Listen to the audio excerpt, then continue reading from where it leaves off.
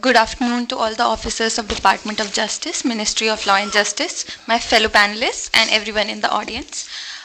मेरा topic environmental jurisprudence का evolution है एंड टुवर्ड्स द एंड मुझे ये भी देखना है कि क्या आजकल के इवॉल्विंग चैलेंजेस हैं in environmental law and access to justice.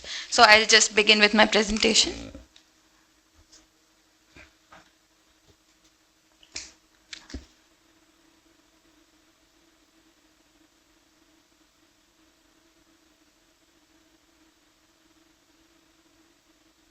आप नेक्स्ट स्लाइड पे चले जाइए. सो ये प्रेजेंटेशन बेसिकली मैंने 3 पार्ट्स में रखा है. पहला कॉन्स्टिट्यूशनल एंड लेजिस्लेटिव जूरिस्प्रूडेंस, जो कि हमारे रूल बुक हैं, जैसे मैम ने भी कुछ बताया, कुछ कॉन्स्टिट्यूशन के प्रोविजंस, कुछ रूल के प्रोविजंस. दूसरा पार्ट है जो जुडिशरी ने डेवलप किया है through judicial president, which is a very important part of environmental jurisprudence in India, क्योंकि इन इंडिया में लॉ एक तरफ है which will be may be 5 or 6 laws, and when we look at decisions the 80% of our environmental jurisprudence जो है वो courts ने develop किया है, मेनली सुप्रीम कोर्ट. और थर्ड पार्ट इस प्रेजेंटेशन का होगा कि what are the emerging challenges in environmental jurisprudence in India and globally. Next slide please. Next slide.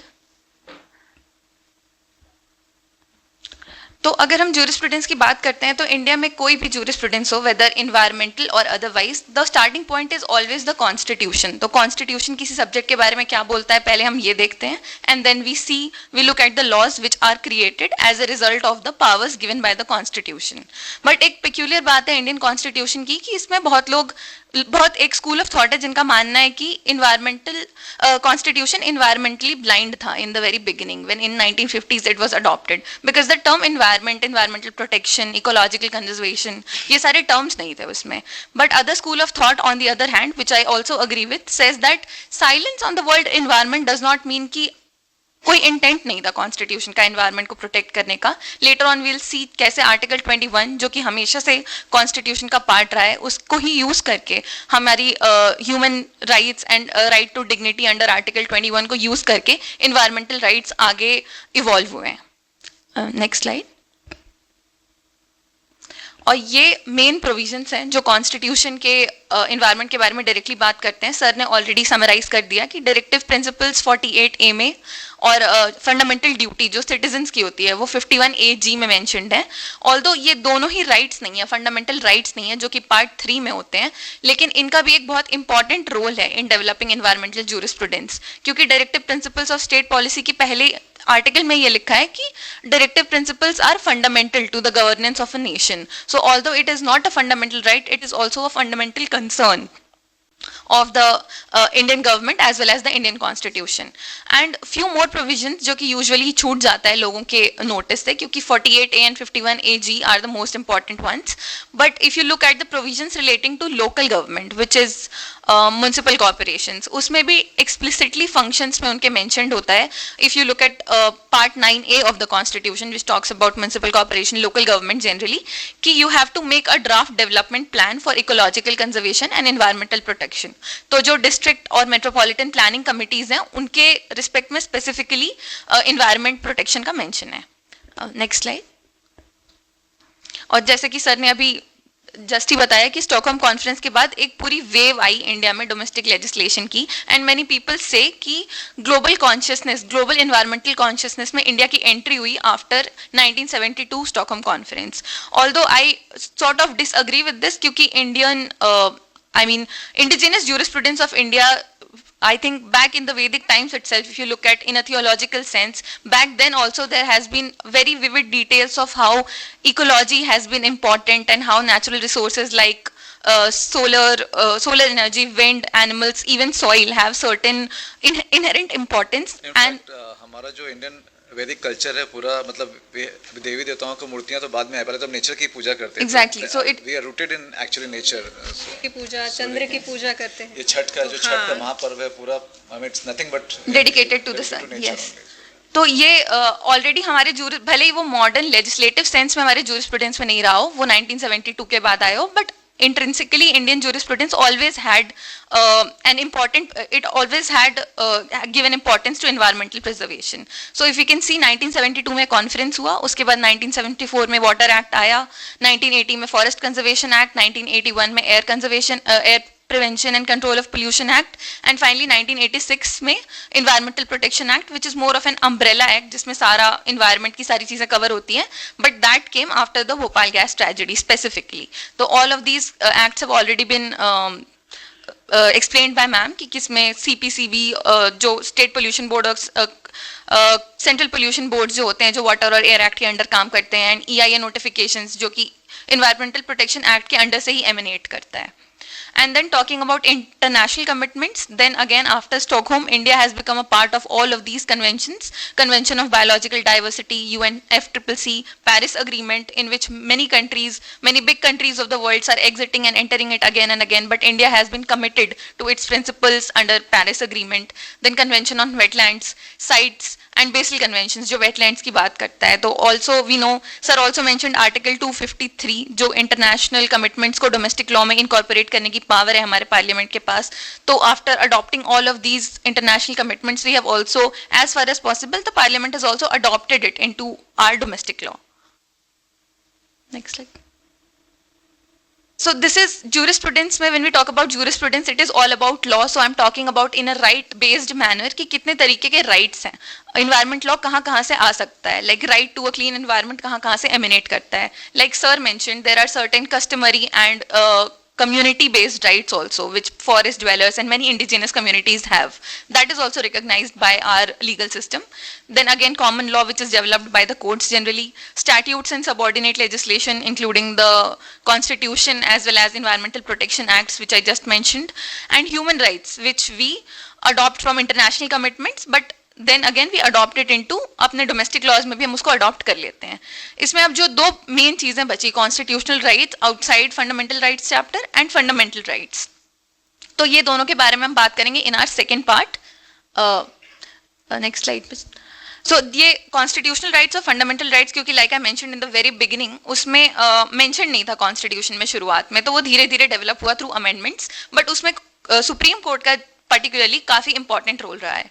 तो starting with one of the cases, तो it is something which people say in environmental law circles कि if we talk about the journey of environment law, वो किसी river से या tree से नहीं शुरू हो रहा है, फॉरेस्ट से नहीं शुरू हो रहा है, वो एक ड्रेन से शुरू हो रहा है. Because this was the case of municipal council Ratlam versus Vardhichand का केस, जिसमें there was an open sewage situation, sanitary issues थे एक छोटे से टाउन में मध्य प्रदेश के. वहां पे citizens went to court and they asked the magistrate to intervene because statutory manner में सीआरपीसी जो पहले हुआ करता था विच इज नाउ बीएनएसएस, उसमें प्रोविजन थे कि पब्लिक न्यूजेंस के फॉर्म में कैसे उसको रिमूव किया जाए. बट वहाँ पे म्युनिसिपैलिटी का और अथॉरिटीज का ये डिफेंस था कि हमारे पास इनफ पैसे नहीं है, we do not have enough funds to fix this problem. और दूसरी चीज उन्होंने ये बोली कि the citizens have chosen to stay in a polluted area, so it is their choice, now they have to deal with it, sort of इस तरह का अप्रोच था. तो पहले इंस्टेंस पे तो कोर्ट ने बोला कि आपको करना पड़ेगा, न्यूजेंस रिमूव करना पड़ेगा, but on appeal then the higher court, I mean district level court said that that they set aside all the orders that were passed by the lower level magistrate. Then this matter went to the Supreme Court, and this is a very landmark opinion which was authored by Justice V.R. Krishna Iyer, where the court said that a state cannot use a lack of funds to take away citizens basic right to a decent environment. So this was, यहाँ पे कुछ fundamental right की बात नहीं हुई, कोई article की बात नहीं हुई, generally CRPC को use किया गया, but this was the first starting point जहाँ पे as a matter of right court ने clean environment और any aspect of clean environment के बारे में बात की. Next. और सबसे इंपॉर्टेंट एस्पेक्ट इस पूरी जर्नी में है कुछ अगर, तो वो है पब्लिक इंटरेस्ट लिटिगेशन का. It was nothing short of a revolution when the supreme court started taking up petitions by persons who were not directly affected. तो मैं एक छोटा सा कॉन्सेप्ट है, legal concept which is the concept of locus स्टैंडाई.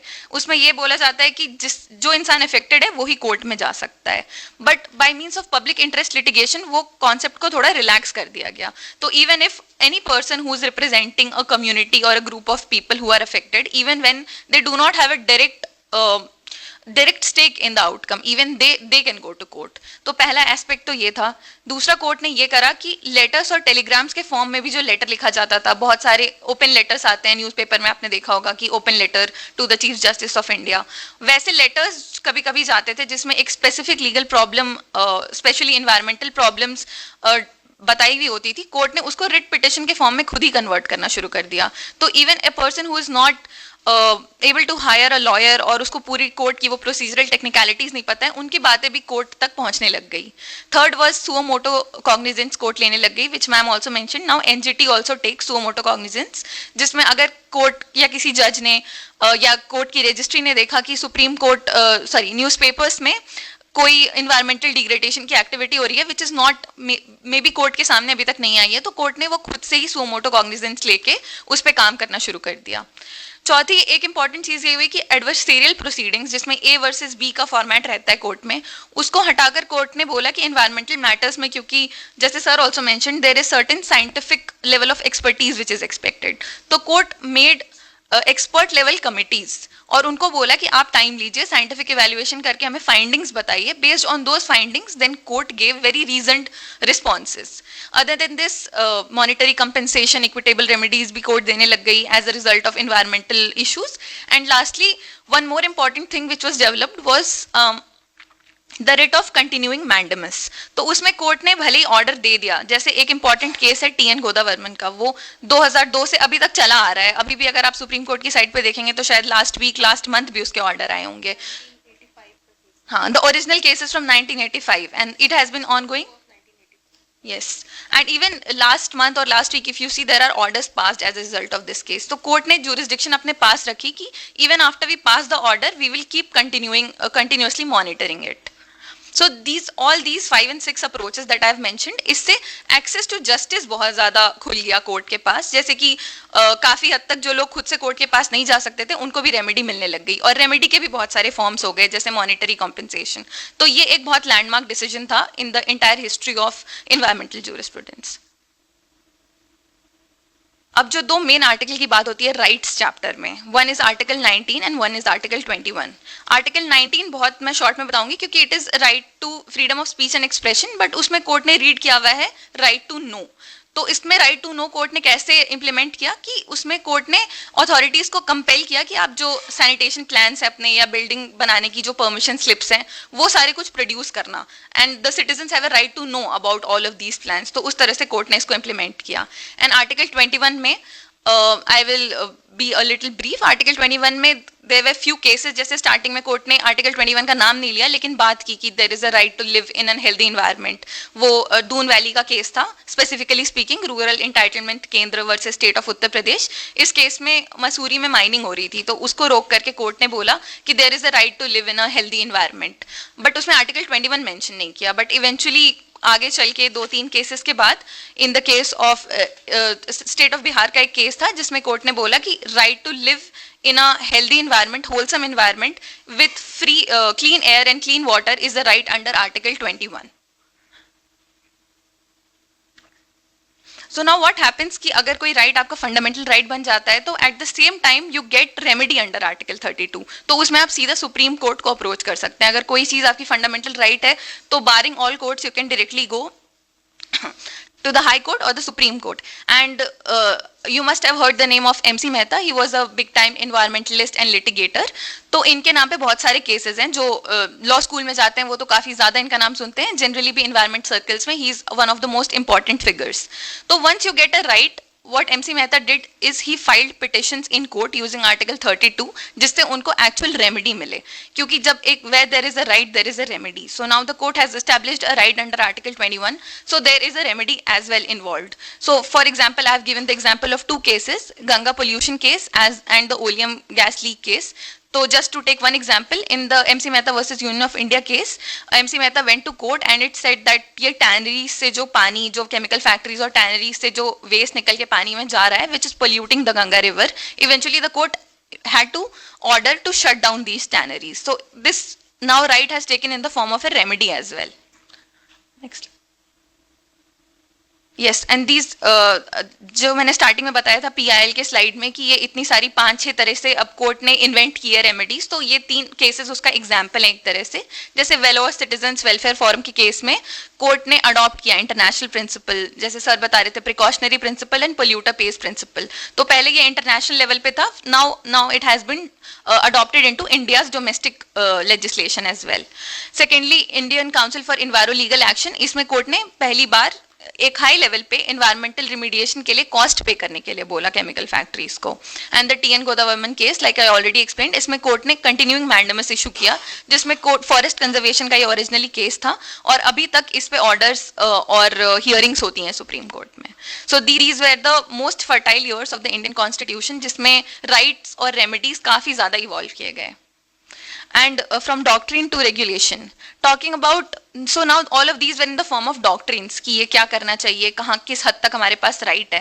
There are certain cases in which court has taken up the doctrine and converted it into sort of a regulation law, which is also, some people call it judicial activism, because law making is the task of the parliament, but in certain cases when the court felt it was very very important, the court took up the task of sort of creating a regulation also.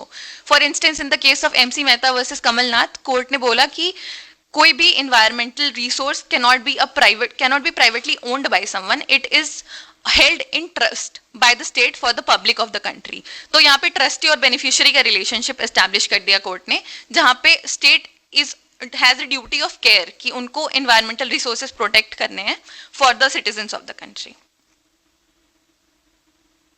And all these 3 decades of judicial creativity and advanced interpretation which the Supreme Court and the High Courts have done eventually led to the institutionalization of a specialized tribunal, judicial tribunal, which is the National Green Tribunal. It was established as a part of National Green Tribunal Act in 2010, and इसके पहले इसके पीछे भी काफी सारे judgements में आप देखेंगे कि बात हुई है कि there needs to be a separate tribunal जहाँ पे सिर्फ environmental के matters सुने जाएं। Law Commission reports भी हैं जिसमें specifically NGT, not exactly in these terms, but ऐसा बोला गया है कि there is a big need because environmental litigation in India is huge and the Supreme Court and the High Courts keep getting burdened, so there is the need for a specialized tribunal. Now this is just a recap जो अभी मैंने बताया कि रतलाम से start करते करते eventually 2024 में जो constitutional rights हैं अब हमारे पास under constitutional law. So this is just a recap. Now the third part of the presentation where we look at challenges. So I would say now environmental challenges have evolved way beyond the fact that we should not throw garbage on the street or we should not burn crackers outside, all of that. Now we have a bigger challenge to deal with, which is the challenge of climate change. Like sir was also mentioning, it is not anymore a national thing, it has become a global phenomenon, because climate, if in our neighboring country there is some sort of big time pollution, it is obviously going to affect us. There is no borders when it comes to environmental pollution, and accordingly now we have to deal with the bigger issue of climate change. So since I am talking about jurisprudence, ये भी मैं 2 cases के form में बता देती हूँ। जैसे कि एक case है MG Ranjit Singh versus Union of India, and there is another case of gene mutation versus Union of India. तो इन दोनों में there is a direct conflict between developmental goals and environmental remedies. तो इस केस में क्या होता है, जैसे ये पर्टिकुलर केस जिसमें last in 2024 the former chief justice of India said that now we have a right against the adverse effect of climate change also, not just free environment, free clean air, water, we also have a right against adverse effects of climate change. तो this also is now a fundamental right under Article 21. But ये case था Great Indian Bustard से related, which is a species which is rapidly becoming extinct. But the case was that when the authorities are putting up renewable energy transmission lines, which are usually overhead, that was affecting the population of the Great Indian Bustard. So now at one hand renewable energy is also important because eventually that will also take us away from coal, natural gas and those sorts of energy resources which create pollution, and at the same time you also have to protect an extinct bird. So by giving this observation, after giving this observation that we have a right against climate change, the court said eventually try to strike a balance between conserving the bird as well as retaining the efforts that were being taken for renewable energy production. And the second case which I mentioned was gene campaign versus union of India. ये भी same year का case है. इसमें gene mutation से related कुछ approvals थे जिससे related ये केस था. बट इस केस में जस्टिस बीवी नागरत्ना ने बोला कि there is a right of intergenerational equity. मतलब अगर आप कभी कोई अभी स्टेप ले रहे हो और बाद में पता चला कि आगे की जनरेशंस का राइट टू इन्वायरमेंट और हेल्थ इफेक्ट हो रहा है, वैसे भी कोई स्टेप आप नहीं ले सकते. But even if you see here, यहाँ पे genetic mutation of mustard hybrid की बात हो रही थी, तो that was also to secure food security for the future generations. तो here also there are two competing claims and both claims have merit.